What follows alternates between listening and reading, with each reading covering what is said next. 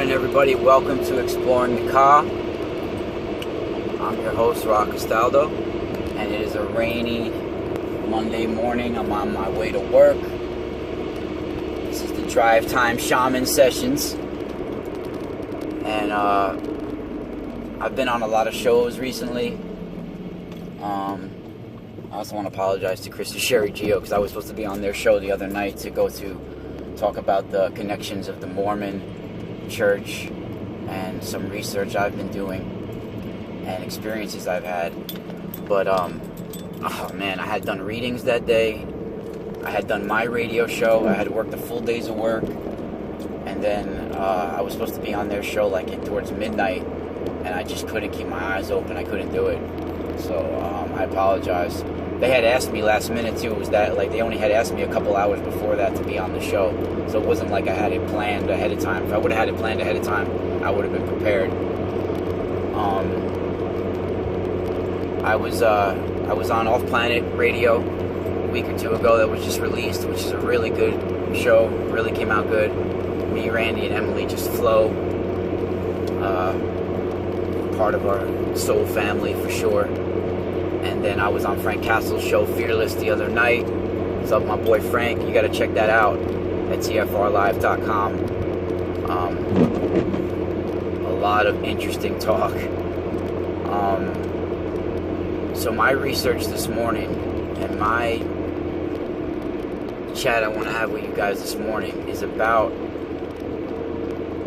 this programmable matter, this black goo, this story that I've been putting the pieces of the puzzle together to try to figure out from different things I saw, different research I've done.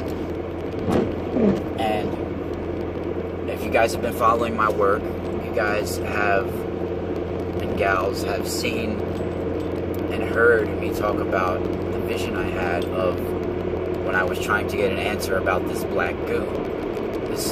What is it? Where is it? Is it real? Where did it come from? I saw the head of a bull with the one red eye, which is Aldebaran, and then the black meteorite or some kind of black stone coming down from the sky and mixing with DNA and blood, and this winged creature was involved, and some kind of giant creature.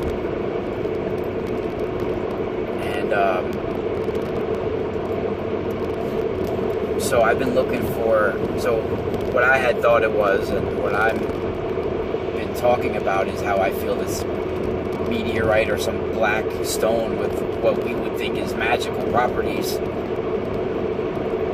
came from this Aldebaran realm, because that's what I think star systems and planets are. They're just different dimensions and realms. I don't think it's the space is what we think it is.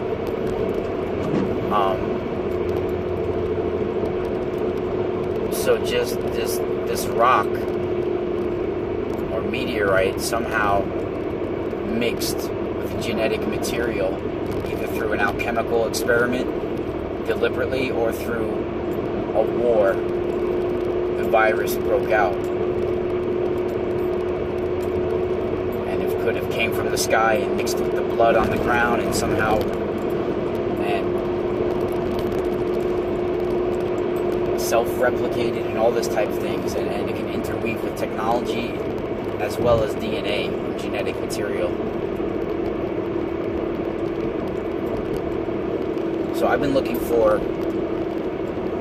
references, historical references, references in ancient scriptures, references in channeling material.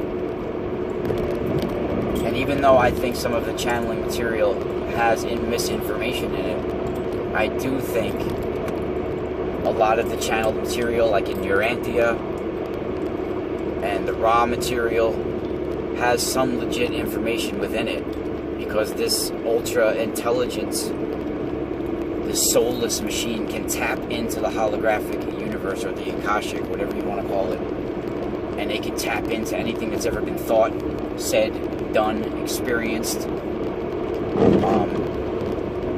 and they can replay it and reanimate it and replicate it And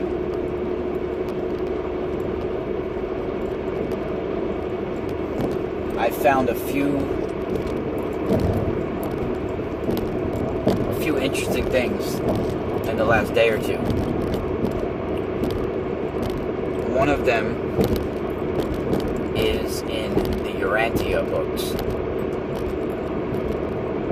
which is another book of a giant word salad of information. And I read it back and forth for years until I actually finished most of it. And wow, you know, a lot of information. A lot of it might be bullshit, but a lot of it felt like it could be some real shit in there as well.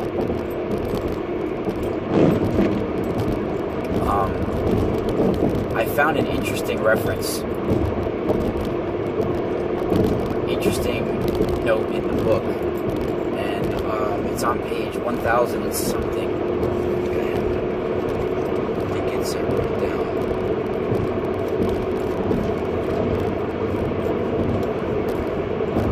1082 in the book of Urantia. And this is in the part where it says the cult of Mithras. And the cult of Mithras is actually very similar to Christianity in a lot of their practices. And I think Christianity somewhat developed out of the cult of Mithra. And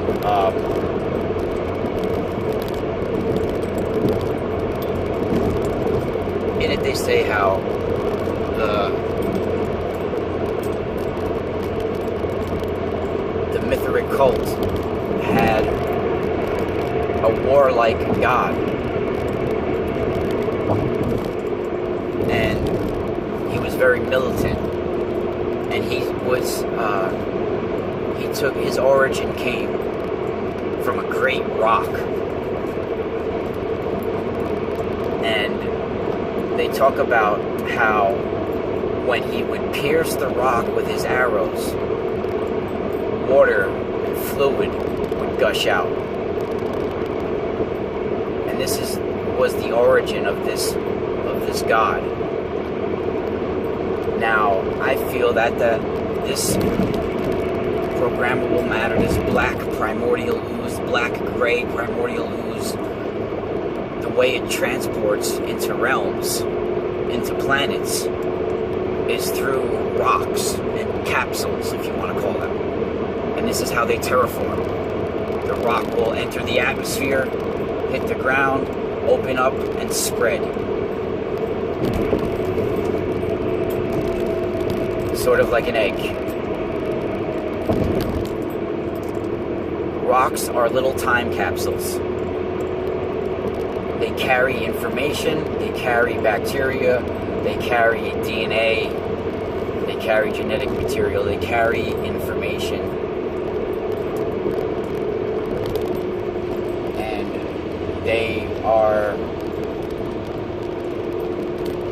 recording instruments, they record. Information is imprinted on that, as well as bone, as well as in blood. And another reference, that I found that's very interesting is in the Lost Book of King Og. This is the story of the Nephilim and the Rephaim and the battle of the giants. And it's a battle between King Og and Nimrod. And basically between the circumcised and the uncircumcised, the Nephilim. And they talk about how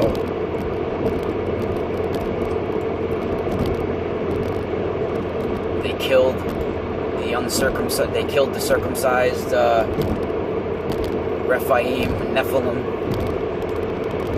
Nimrod, his people, King Og was destroying them or dismembering them on the battlefield, piling them all up, and they were pouring these barrels of oil on them. Now, what if this oil was this black goo?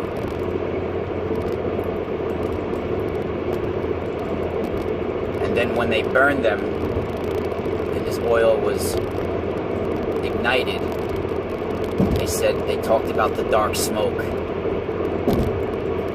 What if this dark smoke enchanted the planet and spread its virus, and it was part of the technology?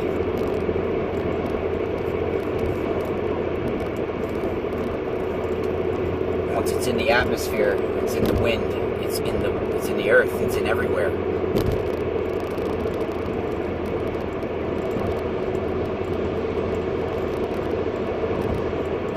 And that you could find in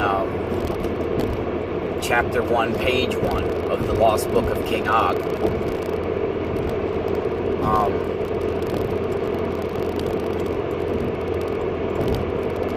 Serious information that has probably just been overlooked. And, you know, the Vatican has all of these secrets, has all of this information within their archives. And I think the Vatican was who released the Book of King Og, and this being Baal, or Baal, or Bel, all different names, same figure. I think it had to do with this black primordial virus, this black goo. And he either created it in some kind of alchemical process, or it was a virus that leaked out and invaded him, and he became godlike to these people. And he had many different versions of himself because he was replicated by the virus.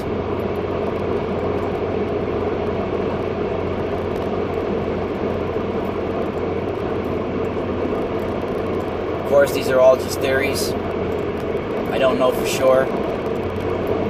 I know to some people, they would hear this talk and they would think I'm a freaking lunatic. But do the research.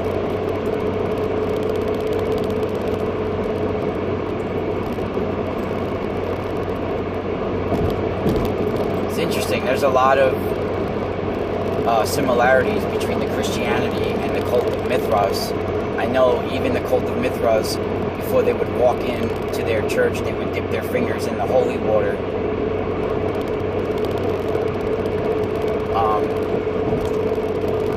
I mean, that's directly, Christianity took that directly from that, if that's the case.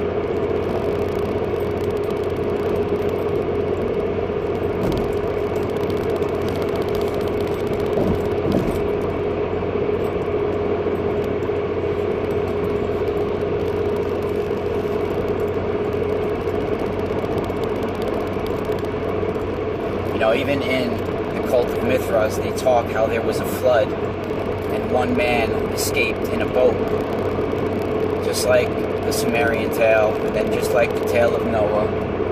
You know, they called, there was also a Last Supper with Mithras celebrated with the sun god before he ascended into the heavens.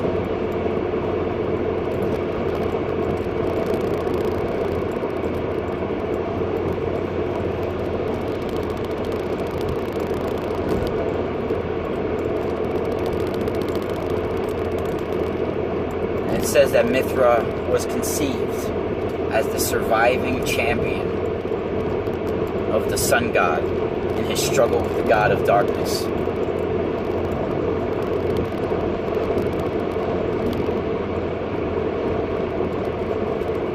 And in recognition of his slaying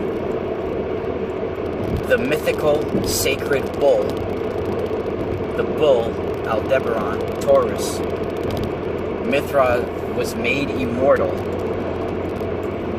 being exalted to the station of intercessor for the human race among the gods on high. So, in order to become immortal, he slayed the sacred bull. I mean, maybe they're talking about that he opened up with the sword. He opened up the stone from Aldebaran. And he became immortal because he was. I mean, this is making sense, and I'm onto something here. And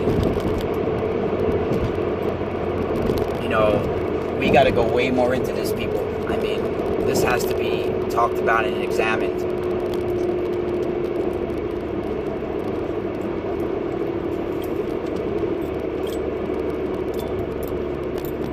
This is what we do as we explore the Ka.